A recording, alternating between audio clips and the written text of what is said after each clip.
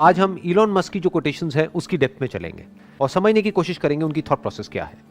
तो जो सबसे पहला कोट है वो है, the first step is to establish that something is possible, then probability will occur. मतलब लाइफ में कुछ भी करने का जो सबसे पहला स्टेप है वो है कि पहले हमको अपने माइंड में इस बात को एस्टैब्लिश करना होगा, यानी कि अपने माइंड में इस बात को एक्सेप्ट करना होगा कि जो हम करने वाले हैं वो पॉसिबल है। अगर पहले ही हमको डाउट है कि वो पॉसिबल भी है या नहीं है, तो उसके बाद हम कुछ भी कर लें उसका कोई फायदा नहीं है, वहां पे रिजल्ट नेगेटिव ही आएगा, यानी रिजल्ट सही आ ही नहीं सकता।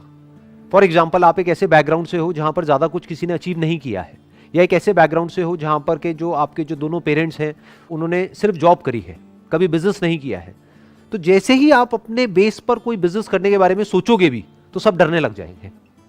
सब आकर के आपको क्या कहेंगे कि नहीं नहीं बहुत मुश्किल है, नहीं हो सकता, नहीं हो सकता, नहीं हो सकता, पॉसिबल ही नहीं है। तो वो कह रहे हैं पॉसिबल नहीं है, वो प्रॉब्लम नहीं है। पहले आपके खुद के माइंड में आना चाहिए कि ये पॉसिबल है, तब अगर आप बिजनेस करो तो वो बिजनेस करने का कोई फायदा है। अगर आपके खुद के भी माइंड में डाउट है कि पता नहीं ये हो भी पाएगा या नहीं हो पाएगा, तो फिर आपके फेलियर के चांसेस बहुत ज्यादा है। वंस यू अंडरस्टैंड कि ठीक है अभी तक किसी ने नहीं किया है, अभी तक नहीं हुआ है, पास्ट में नहीं हुआ है, लेकिन इसका मतलब ये नहीं है कि फ्यूचर में भी नहीं हो सकता है। मुश्किल हो सकता है लेकिन पॉसिबल तो है। हो सकता है बहुत ही मुश्किल हो वो करना, क्योंकि जो बंदा जो बिजनेस बैकग्राउंड से है उसको तो पूरा पीछे से सपोर्ट मिलने वाला है, उनके पास में नॉलेज भी है, एक्सपीरियंस भी है, पैसा भी है। इस बंदे के पास में ना तो नॉलेज है, ना एक्सपीरियंस है, ना पैसा है, ना सपोर्ट है घर वालों का। तो इसका मतलब क्या है कि इसको मुश्किलें उससे 1000 गुना ज्यादा आने वाली है। लेकिन अगर वो एक्चुअल में करना चाहता है तो पहले उसके माइंड में ये थॉट प्लांट होना बहुत जरूरी है कि पॉसिबल है। Then there is a probability कि हो सकता है वो सक्सेसफुल हो जाए। तो जब भी आपको कुछ ऐसा करना है जो पास्ट में नहीं हुआ है, दैट कुड बी एनीथिंग, छोटे से छोटा बड़े से बड़ा, तो सबसे पहले माइंड में इसको एक्सेप्ट करना पड़ेगा कि it is possible, then probability will occur. अब इसका क्या मतलब है? मतलब अगर आपने अपने माइंड में एस्टैब्लिश कर भी लिया है कि ये पॉसिबल है, क्या इसका मतलब ये है कि आपको उसमें सक्सेस मिलनी ही मिलनी है? नहीं। चाहे कोई भी काम हो, छोटे से छोटा या बड़े से बड़ा, वहां पर प्रोबेबिलिटी काम करती है। We can't be 100% sure under any circumstances in anything. एक प्रोबेबिलिटी ऑफ फेलियर हमेशा रहता ही रहता है। जैसे इसका सबसे अच्छा एग्जांपल इंडिया में हम अपने घरों में देखेंगे। जैसे कोई भी ऐसा गैजेट होता है जो थोड़ा सा भी कॉम्प्लिकेटेड होता है, कोई नया स्मार्टफोन आया है या कोई नए फीचर्स आए हैं, तो जो एक पर्टिकुलर एज पे लोग हैं, 50 साल, 60 साल, 70 साल, वो कैसे घबरा जाते हैं उसको देख करके। और जो छोटे बच्चे होते हैं वो कितनी जल्दी सीख लेते हैं। क्यों? क्योंकि उनके दिमाग में ये थॉट नहीं है कि ये इम्पॉसिबल है। बट जो बड़े हैं उनके माइंड में क्या बैठा हुआ है? मेरे लिए बड़ा मुश्किल है, अरे भाई मुझे ये सब समझ नहीं आता है। तो उनके माइंड में इम्पॉसिबल बैठा हुआ है। तो उनके माइंड में एस्टैब्लिश करना पहले जरूरी है कि भैया आपकी एज ज्यादा है, आपके पास में एक्सपीरियंस ज्यादा है, आपके पास में दिमाग उस बच्चे से ज्यादा है, तो आप क्यों नहीं कर सकते अगर वो बच्चा कर सकता है तो उसके माइंड में एस्टैब्लिश करना पड़ेगा कि ये पॉसिबल है। बच्चे के माइंड में एस्टैब्लिश करने की जरूरत ही नहीं है। बच्चे को आप कहोगे कि पॉसिबल है इसे आपको ऑपरेट करना, वो कहेगा क्या बोल रहे हो? कह रहे मेरे लिए तो वैसे ही सब कुछ खेल है। कहते मैंने कहा कब कि इम्पॉसिबल है, तो मुझे आप क्यों कह रहे हो कि ये पॉसिबल है? Next quote is, I think it is possible for ordinary people to choose to be extraordinary. इसमें जो वर्ड है ना जिस पे ध्यान देना है वो है चूज। मतलब क्या कहा जा रहा है दूसरे वे में कि हर वो इंसान जिसको हम एक्स्ट्राऑर्डिनरी बोलते हैं, जिसने भी कुछ एक्स्ट्राऑर्डिनरी अचीव किया है, होते सारे ऑर्डिनरी हैं। उनकी क्या 4 आंखें होती हैं, 4 कान होते हैं, 8 हाथ होते हैं, 10 पैर होते हैं, दिखने में और हर तरीके से वो बिल्कुल एक नॉर्मल इंसान के जैसे होते हैं, बिल्कुल ऑर्डिनरी होते हैं। फर्क क्या है ऑर्डिनरी और एक्स्ट्राऑर्डिनरी में? चॉइस का फर्क है। To achieve something extraordinary in life is not a matter of luck, is not a matter of some extraordinary inherent और inborn quality. It is a matter of choice. We can choose to be extraordinary और we can choose to be ordinary. Extraordinary लोग जो करते हैं, कब करते हैं? Life में एक बार या हर रोज, लाइफ के हर मोमेंट में जो वो करते हैं, जिस तरह से वो चॉइसेस लेते हैं, चाहे वो बहुत छोटा सा डिसीजन हो, सुबह जल्दी उठने का। इनफैक्ट ऐसे बहुत सारे सर्वेज हुए हैं जहां पर ये देखा गया है कि जिन भी लोगों ने कुछ एक्स्ट्राऑर्डिनरी लाइफ में अचीव किया है वो सुबह जल्दी उठते हैं। तो अगर आप भी सुबह जल्दी उठते हैं, इसका मतलब ये नहीं कि आप एक्स्ट्राऑर्डिनरी हो जाओगे, क्योंकि एक्स्ट्राऑर्डिनरी होने के लिए और भी 100 काम करने पड़ेंगे। लेकिन उन 100 में से एक क्या है? सुबह जल्दी उठना, सुबह जल्दी उठ करके अपने दिन को प्लान करना, ये देखना कि इस दिन को मैं मीनिंगफुल कैसे बनाऊं, कि आज मैं क्या अलग करने वाला हूं, या आज के दिन को प्रोडक्टिव कैसे बनाऊं। If you choose to wake up early in the morning, क्यों? क्योंकि वो करना सही है, तो ये आपको ऑर्डिनरी से थोड़ा सा एक्स्ट्राऑर्डिनरी बना देता है, और थोड़ा थोड़ा करके बंदा ज्यादा एक्स्ट्राऑर्डिनरी होता चला जाता है।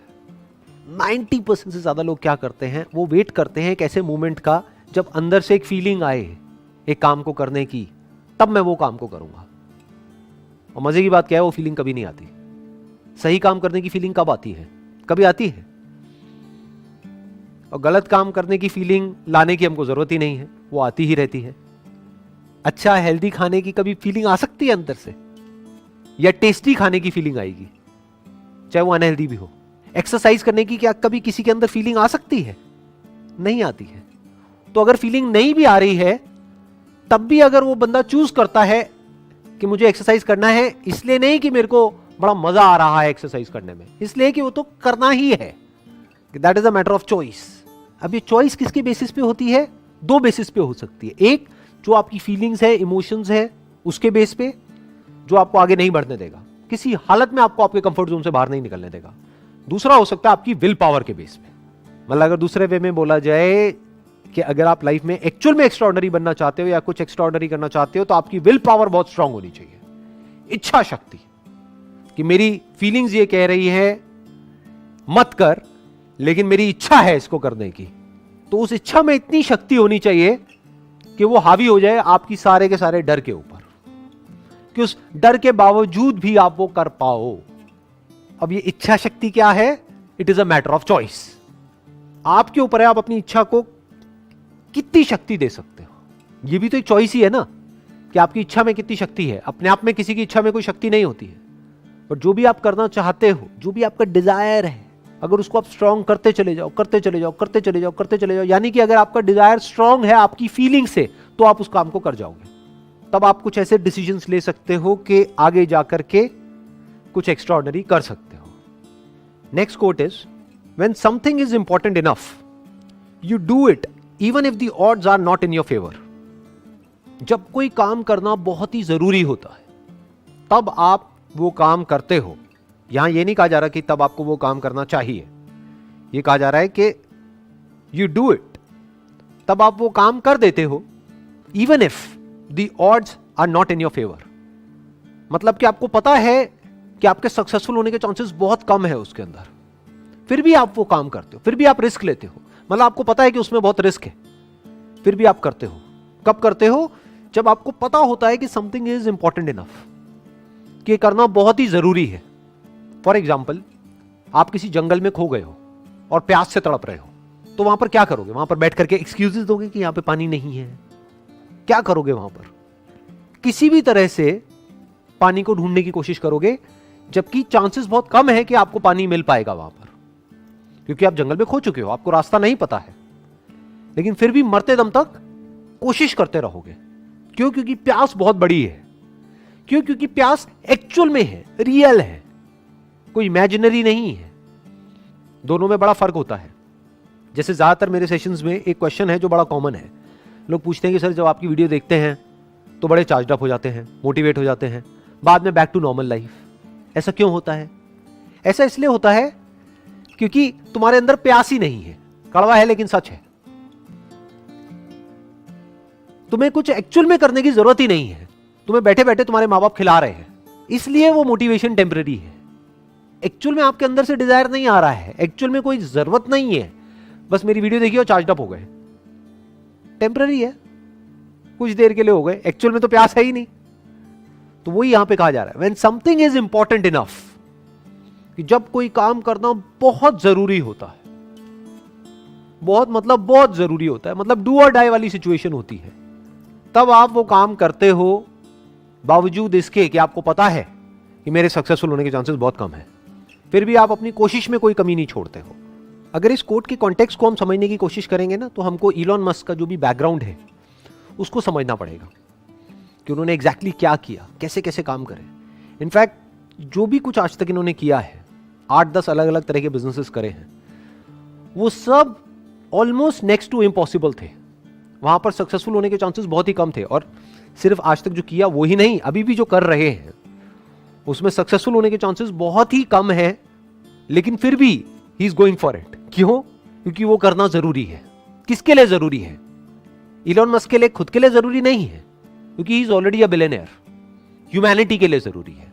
और एक बार नहीं, दो बार नहीं, अलग अलग फील्ड्स में कई बार इन्होंने ऐसे ऐसे काम करे हैं जो करना ऑलमोस्ट नेक्स्ट टू इम्पॉसिबल था, फिर भी किया। क्यों? क्योंकि वो करना जरूरी था।